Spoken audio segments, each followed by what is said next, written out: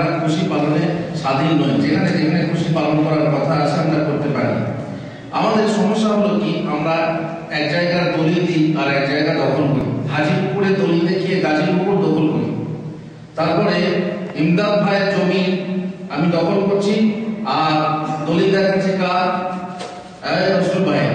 তো এইরকম বুদ্ধি করে এক জায়গায় দলিল এক জায়গায় লাগিয়ে, যেমন একজনকে প্রশ্ন করা হলো কবর চুম্বন করা যায় কি না, তিনি বলেন হ্যাঁ কবর চুম্বন করা যায়। ওটা দলিল কি? দলিল আমরা হাজারে আসওয়াদ চুম্বন করি, অতএব কবর চুম্বন করা চলবে। কি হলো, দলিল ঠিক হলো? ওই যে হাজিপুকুরে দলিল দেখিয়ে গাজীপুকুর দখল করা। আল্লাহ তাআলা ওখানে কোরআনের আলোচনা বলছেন বিযালিকা ফালিয়াফরাহু, এই কোরআন নিয়ে এই দিন নিয়ে মানুষের কি করা উচিত, খুশি করা উচিত। আর আপনি ওইটাকে লাগিয়ে দিলেন কোথায়? কোথায় লাগালেন? ঈদে মিলাদে, আল্লাহর নবীর জন্মদিনে খুশি পালন করা। যেমন যারা মোনাজাত প্রেমী, মোনাজাত করছেন, তারা বলছেন যে আল্লাহ তাআলা দোয়া করতে বলেছেন, আল্লাহ তাআলা দোয়া করতে বলেছেন, আপনি ওটাকে লাগিয়ে দিলেন কোথায়? ফরজ নামাজের পরে আল্লাহ তাআলা দোয়া করতে বলেছেন। এইভাবে এক জায়গার দলিল দেখিয়ে অন্য জায়গাটি দখল করতে যান, তাহলে আপনি মার খাবেন। পুলিশ আপনাকে ছাড়বে না, আপনার গ্রামের লোক আপনাকে ছাড়বে না, আপনার জামাতের লোক আপনাকে ছাড়বে না।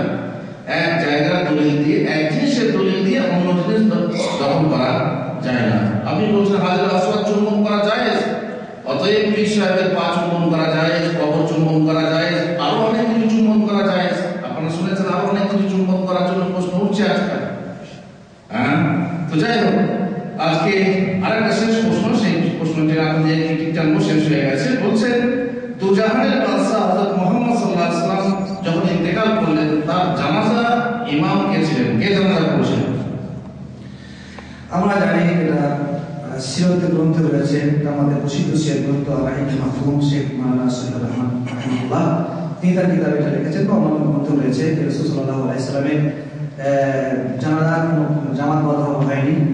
যেমন আমাদের সাধারণ হয়ে থাকে, প্রথমে সাহেবগণ করেছিলেন, তারপরে নেশারা করেছিলেন, মানে একা একাভাবে গোষ্ঠীভাবে সাহাবী, তারপর মহিলা, ছেলেরা একাধিক করেছিলেন, তাই তো?